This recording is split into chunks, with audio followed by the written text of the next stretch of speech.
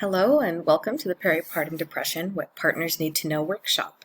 I'm Kim Sullivan, and while I am a public health student, what has really made me passionate about spreading awareness and dispelling misinformation about peripartum depression are my own experiences during pregnancy and after giving birth to my 3 children. I suffered from depression both during my last pregnancy and in the months after giving birth. For a while, I couldn't admit it even to myself, but thank goodness my husband saw me struggling and made sure I got the treatment that I needed. That's what this workshop is for, to help you recognize the symptoms and know what you can do. So let's get started. So first things first, what is peripartum depression? Here are a few important starting points. First, peripartum depression is depression experienced during and or after, and sometimes because of pregnancy and childbirth. So this covers postpartum depression, which you're probably more familiar with, but it also includes depression during pregnancy. Second, peripartum depression is a common condition affecting 1 in every 7 mothers, or about 15% of pregnant and new moms. And though common, it is considered serious and should be treated accordingly. Last, symptoms can be anywhere from mild to severe, and your partner may only have a few of them, or she may have many. All right, so what are these symptoms? Well, to introduce them, let's play a few rounds of peripartum depression or baby blues. In front of you are pens and handouts listing several symptoms. I'll give you a quick minute or so to write a B next to the ones you think are baby blues, and a P next to those you think are peripartum depression.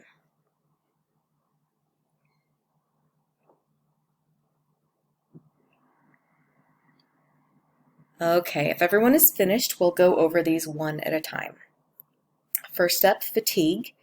Raise your hand if you thought this was baby blues. And those who thought it was peripartum depression? And the answer is both. Fatigue is experienced during baby blues and is also a symptom of peripartum depression. Next, insomnia. Who thought it was peripartum depression? Who thought it was baby blues? The answer? Once again, it's both. And let's face it, insomnia certainly doesn't help anyone feel less fatigued. Next symptom is trouble concentrating. Who votes baby blues? Who votes peripartum depression? Our answer? Both again. Are we seeing a pattern here? Difficulty concentrating or slow response can be a symptom of both baby blues and peripartum depression. Anxiety. Any guesses? That's right. You guessed it, it's both. Okay, lumped together here are crying, sadness, and low mood. I'm sure by now you know the answer is both again. I'm sure you can see the point I'm illustrating here, so let's go ahead and look at the final symptom that can indicate both baby blues or peripartum depression. Feeling worthless or inadequate. It can be easy to mistake the feelings of inadequacy for nervousness at being a new parent. That's why it's so important to watch for other signs as well. So, how do the symptoms of baby blues and peripartum depression differ?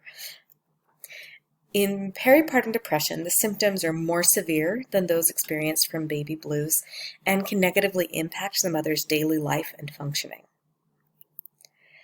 For mothers with baby blues, the symptoms tend to lessen within 2 weeks of the baby's birth, while those mothers suffering from peripartum depression continue to experience symptoms past 2 weeks, and the symptoms may increase in severity. More concerning, the symptoms of peripartum depression may include the mother feeling anger towards herself or her baby.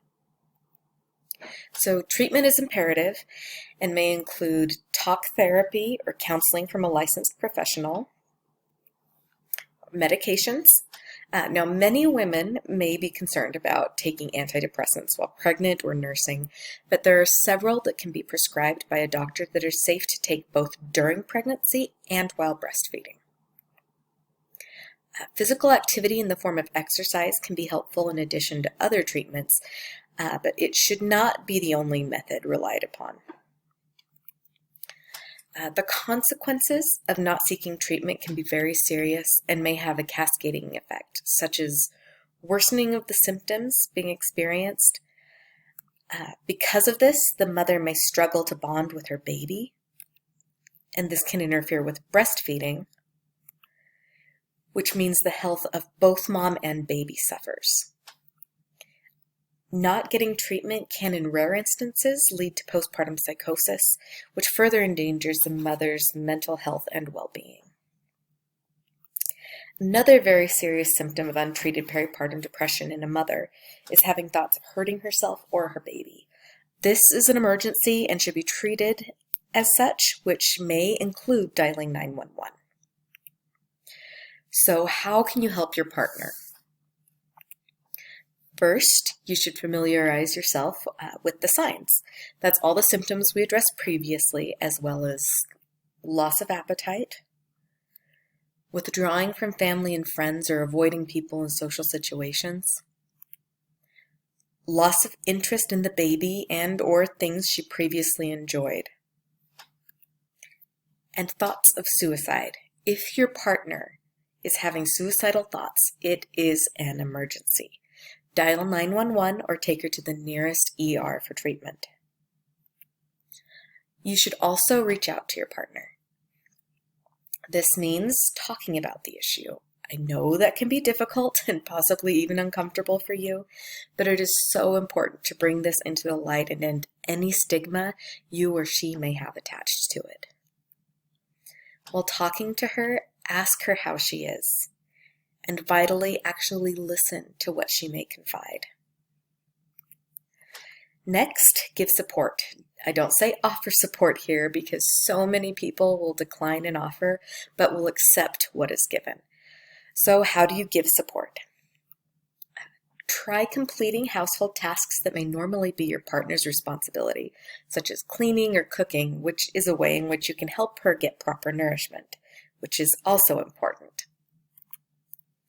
Second, watch the baby for her so she can get some rest and time to decompress. It can be exhausting having a helpless being dependent on you for everything, and she may need some time to herself to decompress, recharge, and eat a decent meal. Which brings us to the third way you can give support. Encourage self-care. Many new moms are so wrapped up in caring for their newborns that they neglect themselves, which can worsen self-esteem and, in turn, depression. It is so important for you to encourage your partner to seek treatment if she's experiencing peripartum depression. Your opinion is likely one of the ones that matters most to her, and your support is vital. You might go so far as to offer to schedule her an appointment with her OB/GYN or a primary care physician, or help her find a therapist. It is also important that you encourage her to be consistent with her treatment, be that taking medication, attending therapy, or holding the baby so she can eat or exercise. I know you all want the best for your partners and your babies.